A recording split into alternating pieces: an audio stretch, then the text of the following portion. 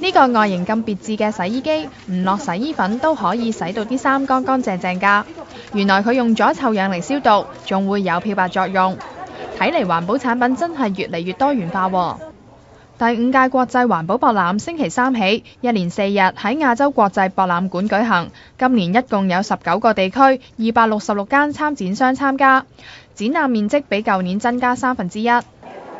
呢個背囊係今次環保博覽嘅其中一件展品，佢上面有一個太陽能板，咁連埋個煮滿器呢，行到邊都可以幫唔同嘅電子產品充電。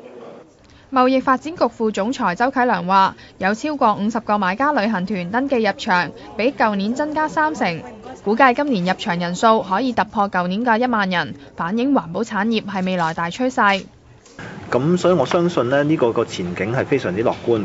呢個亦都反映到我哋嘅展覽裏面，個展覽雖然個年紀係好細啦嚇，我哋係今年係做到第5屆。咁4年前做嘅時候呢，我記得都係百零間公司。咁我諗喺短短4年裏面呢，已經成為全亞洲呢其中一個最大，應該係最大嘅展覽啊！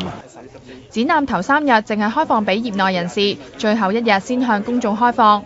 到時會有電動巴士接載市民由灣仔、尖沙咀、紅磡同東涌往返展覽場地，不過就要預先上網登記。